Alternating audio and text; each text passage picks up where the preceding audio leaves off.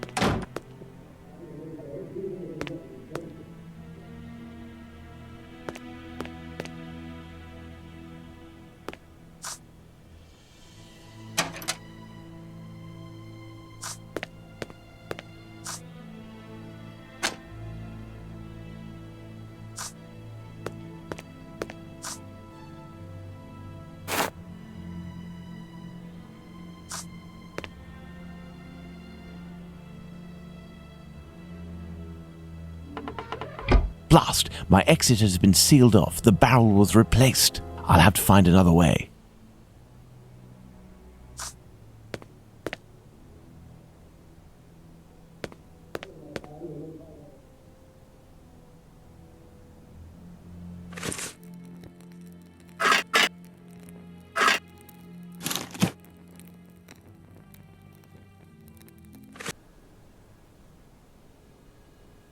I need something.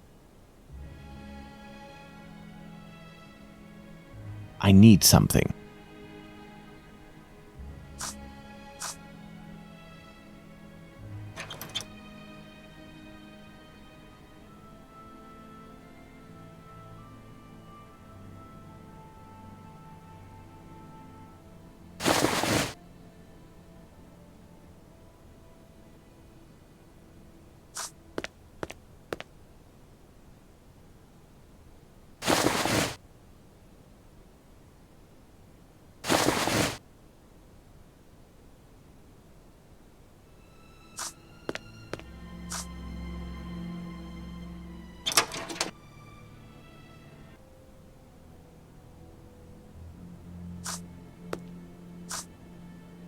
Now let's quickly hide in administration.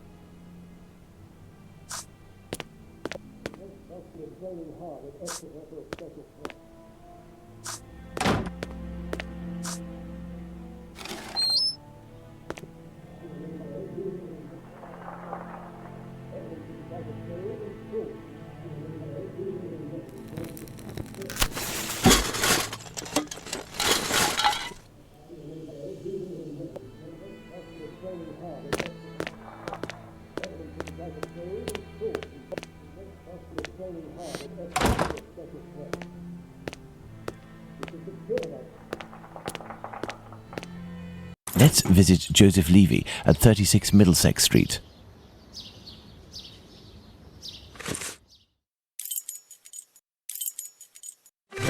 Here I am in Middlesex Street. Let's find number 36.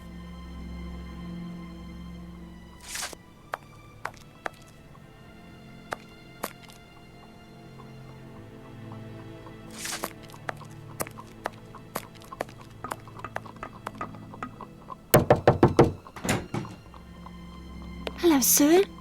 What do you want? Hello, Ma'am. I would like to speak with Mr. Levy. Do you know if he's in? I am Mrs. Levy, his wife. He's not arrived yet. Do you know when he'll be in? No idea.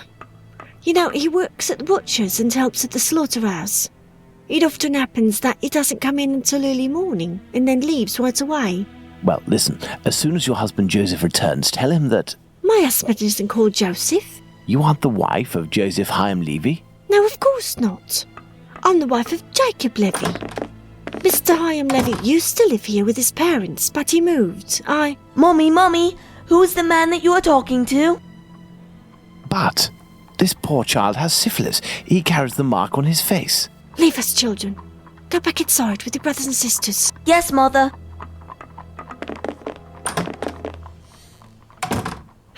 As I was saying, Mr. Hyam Levy doesn't live here. He works in a butcher's near Aldgate, but I don't know exactly where. But if you find him, he will surely live next door. Butchers always live near their work. Could you possibly give him a message on my behalf? I don't see him often and, well, even though we know him, we aren't on friendly terms, you see? Is he bothering you, Mummy? No, Simon, not at all. That's a handsome boy you have. It's strange that he has light hair. He takes after his father. Strong, with light hair. Wait, he sounds familiar to me. A man of about 50 years old, very big, at least 6 feet tall, and left-handed, correct?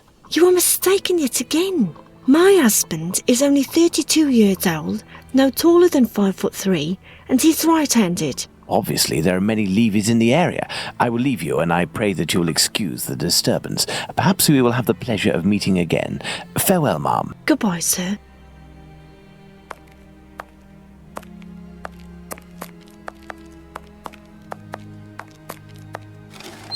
Daddy! I must return to Baker Street. Let's go to Baker Street.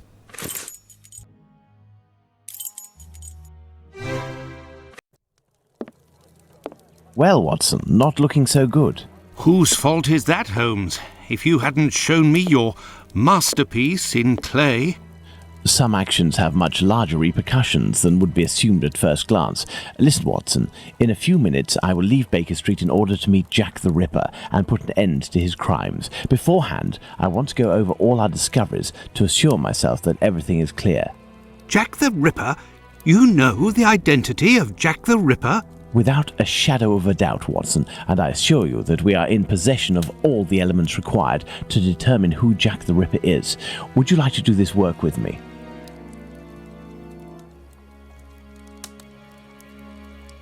Well, we are still missing certain information in order to finish this investigation, Watson.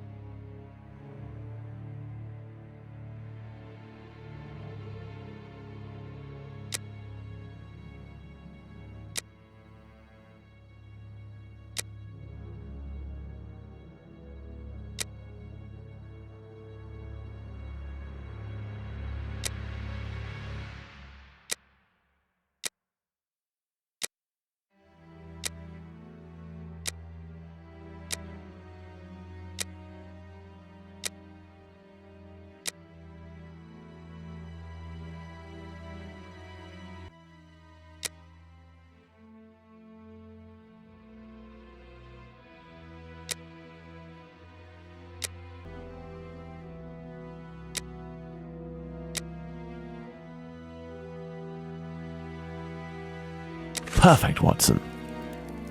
Let's determine who Jack the Ripper is, Watson.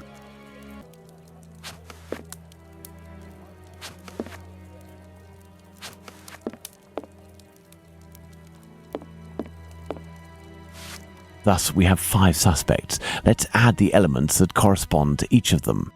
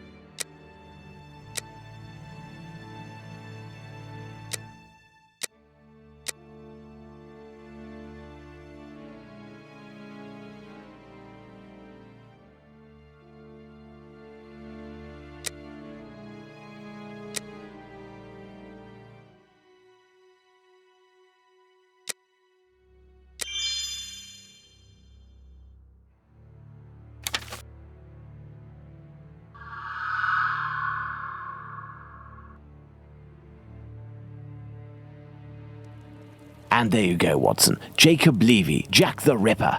Fantastic, Holmes. And terrifying. But some aspects of this case are still unclear, at least for me. For example, Watson? Why does the man only kill prostitutes? The man kills prostitutes because he blames them for the misery of his life. He must have frequented them assiduously, and during these nocturnal visits, he contracted syphilis, which he passed on to his spouse, and via her, at least one of his children. He is an angry man in despair following a mistake that cannot be fixed. Why does he only kill such miserable prostitutes? He never had the means to afford prostitutes of higher standing than Nichols, Chapman and the others. At one point in his life he was forced to steal to make ends meet. This indiscretion cost him dearly. He was imprisoned and exiled from his community.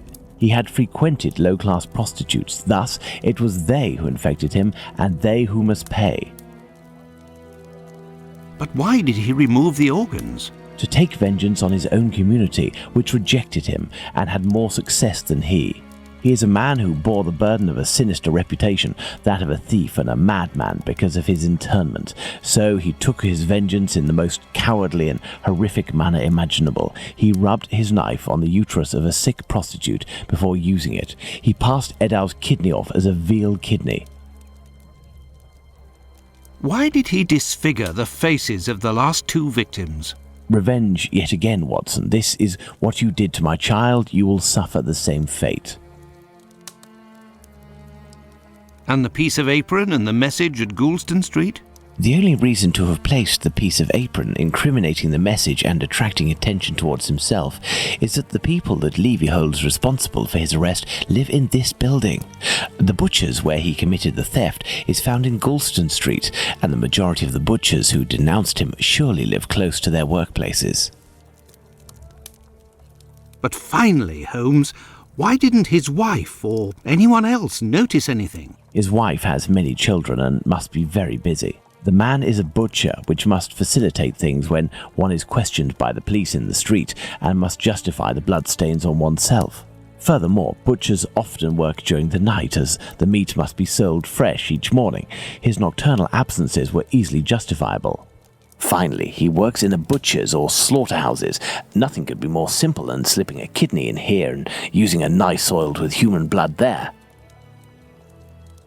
This story is frightful, Holmes. Indeed, Watson. Lies, infidelity, venereal disease, murder, mutilation, and finally cannibalism. A complete anthology of what humans at their most vile are capable.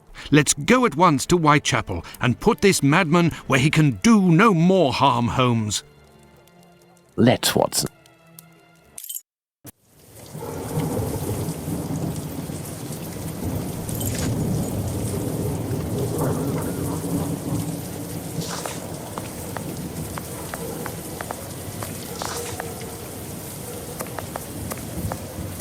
I do believe we are not alone. I hope these men won't prevent us from passing. Me? No.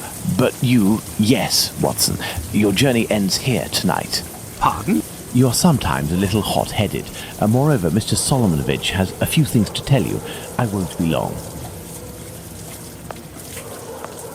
You can come in, Mr. Holmes. He's waiting for you inside. Everything was organized according to your instructions. I don't know how to thank you. Later. Dr. Watson is awaiting an explanation from you.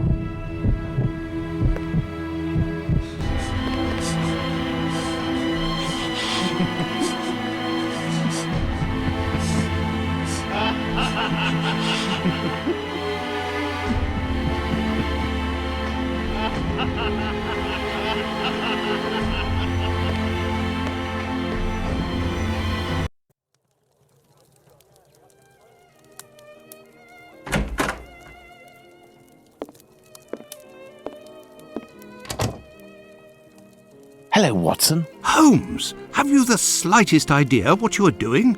I think so, Watson. Leaving this bloodthirsty pervert at liberty and hiding his existence from the London police? What folly! Certainly, the police will never find their man, but with so many men deployed, this affair will indirectly have a benevolent effect on the crime in the vicinity. But Holmes, wait! Justice hasn't been served, and we are accomplices to the fact. Justice? But I don't serve justice, Watson. I serve truth. And incidentally, I serve my country, and I don't think that I have ever served it better than today. Imagine if after months of terror and a murder as abominable as that of Miller's Court, we deliver to the English people a man of the Jewish faith, a journeyman and head of family as the guilty party. A man who forced members of his own people to eat human flesh. All of this contained tension would have exploded in a myriad of anti-Semitic acts which would have thrown Whitechapel into a rage of fire and blood. And this man's family, who are completely innocent and have suffered more than their lot, would have been the first in the line of sight. Should we condemn an entire people to shame and promise them 1,000 wounds because one of their members committed an unmentionable crime? Neither I nor you have the right to do so. Jacob Levy, Jack the Ripper, is now in the hands of his own people. I have complete faith in Mr. Solomovich and the members of his community who, I remind you, courageously helped us. They took great risks and acted with the most salutary discretion. And, oh yes, it is understood that you cannot chronicle this investigation. It would be best to invent a story that takes us far from London during the sombre period, in pursuit of, let's see, something challenging. A ghostly dog that glows in the night. Don't be ridiculous, Holmes. But what will happen now? The police will endure a serious setback and a real loss of credibility. And this man? Well, a few months after the murders have ceased, the police commission, finding themselves at an impasse, will come up with a story to tell, and everyone will vow that they know the secret identity of the killer without having the right to reveal it. As for Jacob Levy, Jack the Ripper, he will be imprisoned by his own people. He will pace like a lion in its cage until the end of his days, haunted by his crimes and his insatiable vengeance, until finally the disease which drove him to kill those poor women will finish its work and make him its final victim.